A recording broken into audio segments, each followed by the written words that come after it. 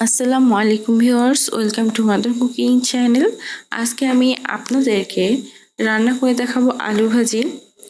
আর এই আলু ভাজিটা আপনারা খুবই অল্প সময়ে এবং খুব ঝটপটেই তৈরি করে ফেলতে পারবেন। আর এই আলু ভাজিটা খেতে কিন্তু খুবই মজার হয়।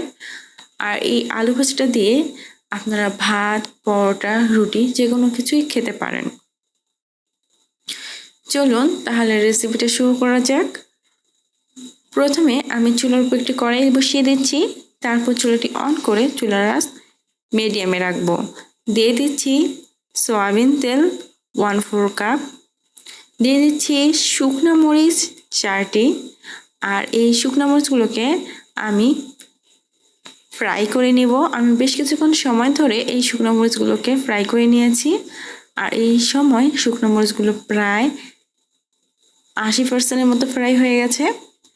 এই সময় আমি দিয়ে দিব ধনিয়া 1/2 চা চামচ, জিরা 1/2 চা চামচ, আলু 500 গ্রাম। এখানে আমি প্রায় 500 গ্রাম আলু গোল গোল করে কেটে নিয়েছি। দিয়ে দিচ্ছি হলুদের গুঁড়া 1 চা চামচ, লবণ পরিমাণ মতো, রসুনের কোয়া 1/4 কাপ, পেঁয়াজ 1/2 কাপ। আর এই পেঁয়াজগুলোকে আমি কিছুটা বড় বড় করে কেটে নিয়েছি। এখন আমি এই সব উপকরণকে খুব ভালোভাবে নাড়িয়ে দিব। যেহেতু আমি এই ভাজিতে কোনো প্রকার পানি ব্যবহার করব না, তাই আমি এটাকে ঢাকনা লাগিয়ে রান্না করব। আর এই ভাজিটাতে পানি ব্যবহার করলে কিন্তু এর স্বাদটা পারফেক্টলি আসবে না।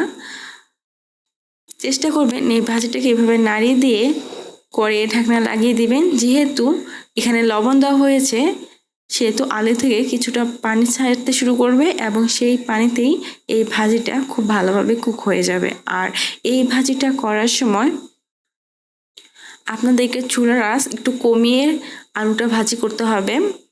এতে করে কিন্তু আলু ভাজিটা পারফেক্টভাবে কুক হবে।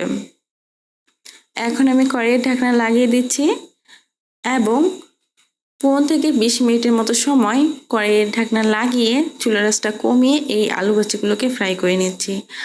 আর বেশ কিছুক্ষণ সময় পর পর ঢাকনা খুলে এই ভাজিটাকে খুবই ভালোভাবে নাড়িয়ে দিচ্ছি।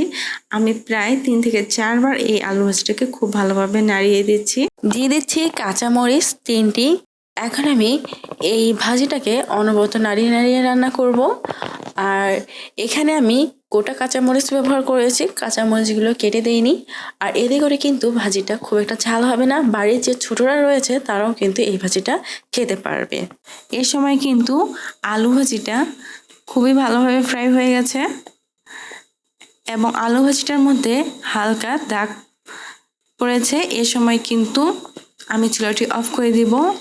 এই সময় যদি আপনাদের মনে হয় যে আমার আলু ভাজিটা হালকা শক্ত আছে বা আলুটা পারফেক্টলি কুক হয়নি, তাহলে এই সময় আপনারা চুলার আঁচটা একেবারে লো করে দিয়ে চুলার ওপর বেশ কিছুক্ষণ সময় আলু ভাজিটাকে বসিয়ে রাখবেন। এতে করে কিন্তু ভাজিটা পারফেক্টলি কুক হবে আর খেতেও কিন্তু অনেক ভালো লাগবে। প্রিয় দর্শক, এই ছিল আমাদের আজকের রেসিপি। মাদার কুকিং চ্যানেলের আরও এক্সাইটিং রেসিপি নিয়ে আপনাদের সামনে আবারও উপস্থিত হব। ভিউয়ার্স, আপনাদের সকলকে অনেক অনেক ধন্যবাদ জানাচ্ছি পুরোটা সময় আমাদের সাথে থাকার জন্য। আমি উইশ করব আপনারা সবাই ভালো থাকবেন, সুস্থ থাকবেন এবং মাদার কুকিং চ্যানেলের সাথে থাকবেন। এই চ্যানেলে নতুন হয়ে থাকলে চ্যানেলটি সাবস্ক্রাইব করুন এবং ভালো লাগলে লাইক, কমেন্ট ও শেয়ার করুন। ধন্যবাদ।